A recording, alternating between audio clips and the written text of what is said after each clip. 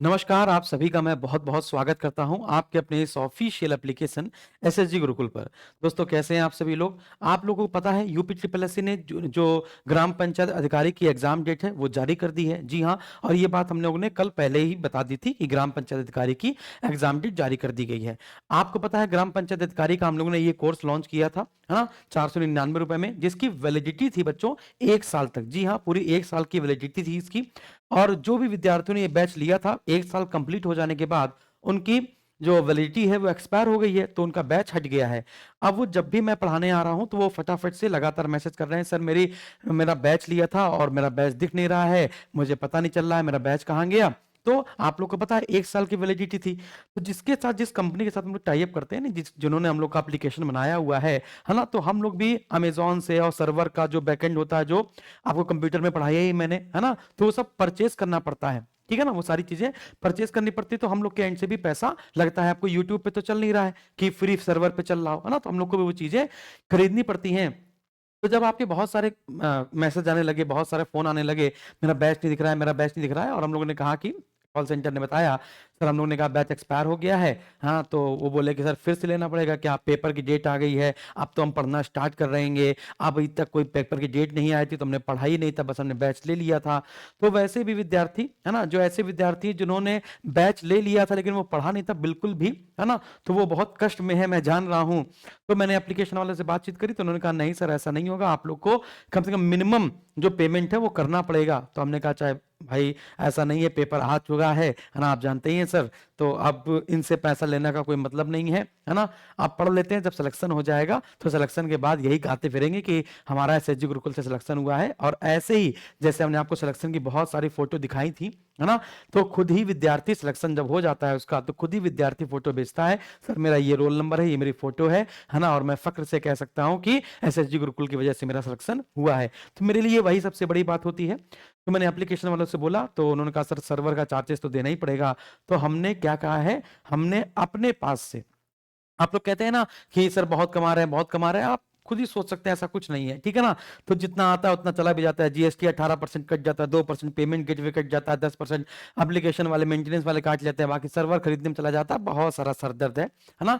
तो मैंने अपने पास से पैसा फिर एप्लीकेशन वालों को दे दिया है, अभी जस्ट मैंने पेमेंट किया है और पेमेंट करने के बाद ये मैं वीडियो बना रहा हूँ कि जितने भी विद्यार्थियों का ग्राम पंचायत अधिकारी का ये वाला बैच है, ₹499 का जिन्होंने बैच लिया था, है ना? इस बैच की फीस 999 थी, ₹499 में जिन्होंने लिया था, उन सभी बैच की वैलिडिटी मैंने एग्ज़ाम तक बढ़ा दी है ना? और कंपनी ने मतलब कि जो हमारे कॉल सेंटर की टीम है और जो टेक्निकल टीम है, उन्होंने ये काम करना शुरू कर दिया है, तो जिनका कोर्स चला गया था, उनका कोर्स फिर वापस आ जाएगा, ठीक है ना? तो परेशान नहीं होना, आज भर का समय दें, उन सभी का कोर्स ये वापस आ जाएगा। अच्छा, अब बहुत सारे विद्यार्थी जो नए हैं, वो जो नए बैच खरीद रहे हैं, वो लगातार ये फ़ोन कर रहे हैं कि सर हम आपके बैच में देखना चाहते हैं कि आपने कैसे-कैसे, क्या-क्या टॉपिक पढ़ाया है। तो मैं आपको ओरली बता देता हूँ, जो होता है मेरा खुला होता है, ऐसा कुछ नहीं है, कुछ छुपाना है। एक टेलीग्राम का पेड ग्रुप बना है यूपी ट्रिपल एससी का, उस पे आप कोई डाउट पूछ सकते हैं। जैसे कंप्यूटर पे हमने क्लिक करा, तो कंप्यूटर पर आप देख सकते हैं कि कंप्यूटर की कौन-कौन सी क्लासेस हुई हैं, कंप्यूटर की संरचना व प्रकार, कंप्यूटर की पीढ़ियाँ और घटक, इनपुट, आउटपुट, डिवाइसेस क्या होती है, मेमोरी या मेमोरी के प्रकार क्या है, हार्डवेयर और सॉफ्टवेयर के प्रकार क्या हैं, कंप्यूटर प्रोग्राम और उनकी लैंग्वेज क्या है। फिर इसके बाद डेटा स्ट्रक्चर और जो बाइनरी से इसमें बदलना, बाइनरी से डेसिमल में बदलना, ये सब चीज़ें होंगी, है ना? तो डेटा स्ट्रक्चर, एरे वगैरह जो होते हैं, ठीक है ना? तो आपने सुना होगा लिस्प क्या है ना? LISP, ठीक है ना? तो वो सारी चीज़ें मैंने यहाँ पर आपको बता रखी हैं। तो बाइनरी और डेसिमल संख्या परिवर्तन, फिर इसके बाद आप देखेंगे इंटरनेट और इंटरनेट कनेक्शन के प्रकार, है ना? और इंटरनेट जो डिवाइसेज़ होती हैं वो, डीएनएस और आईपी एड्रेस क्या होता है, वेबसाइट और वेबसाइट के प्रकार और वेब ब्राउज़र, सर्च इंजन क्या है, सर्च इंजन के बाद ईमेल कैसे बनता है, कैसे भेजते हैं, वो सारी चीज़ें हैं। फिर क्लाउड कंप्यूटिंग आपके पार्ट में है, क्लाउड कंप्यूटिंग के लाभ क्या हैं?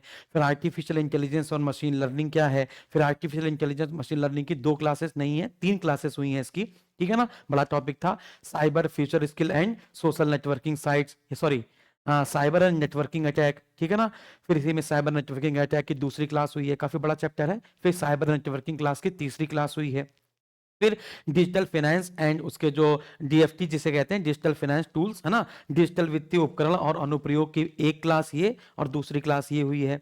फिर इसका ई गवर्नेंस और ई कॉमर्स क्या होता है, फिर इसके बाद सोशल नेटवर्किंग साइट्स क्या होती है, फिर एमएस वर्ड की बेसिक क्लास है, फिर एमएस वर्ड की एडवांस क्लास है, एमएस एक्सेल की बेसिक क्लास, एमएस एक्सेल की advance class, big data processing और इंटरनेट ऑफ थिंग्स, है ना।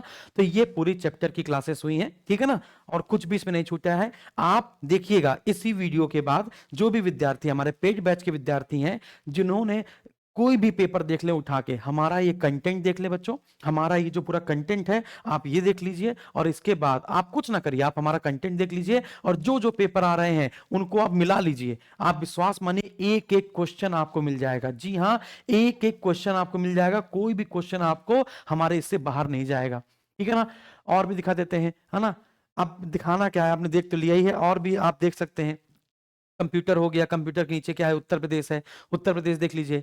उत्तर प्रदेश में देखेंगे आप तो उत्तर प्रदेश का इतिहास देखिए, तो उत्तर प्रदेश का प्राचीन इतिहास, है ना। फिर उत्तर प्रदेश का प्राचीन इतिहास में 2 क्लासेस हुई हैं, फिर इसके बाद उसकी पीडीएफ, है ना, वो पीडीएफ सबकी हर क्लास की, अच्छा ये अभी लॉक है, खरीदना पड़ेगा हमें भी। उत्तर प्रदेश का मध्यकालीन इतिहास पार्ट 2, है ना, फिर इसकी पीडीएफ, आधुनिक इतिहास 1, आधुनिक इतिहास 2, आधुनिक इतिहास 3, फिर अवध राज्य, अवध के नवाब, है ना, इनसे क्वेश्चन बनता है।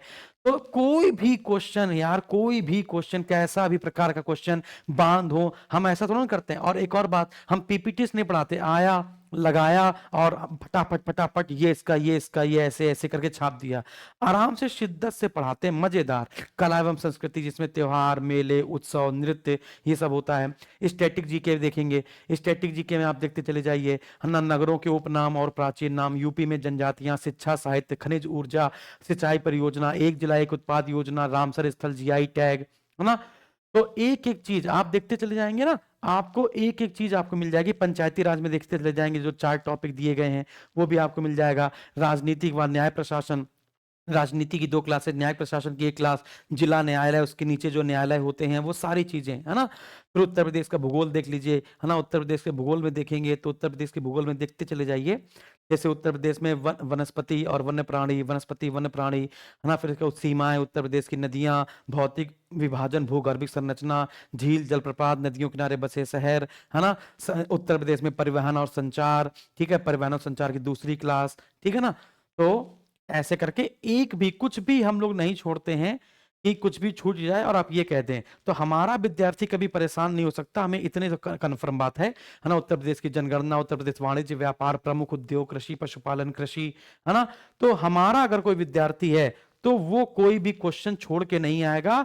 35 में से आप देखिएगा, बहुत सारे विद्यार्थी कमेंट करते हैं, सर मैंने आपका यूपीजी के कंप्यूटर वाला कोर्स लिया था, 35 में से, है ना, 29 क्वेश्चन सही है, 31 क्वेश्चन सही है। देखो 3-4 क्वेश्चन तो ऐसे होते हैं जो फिर जब पूरा पेपर थोड़ा ना फंसा पाएगा कोई, है ना।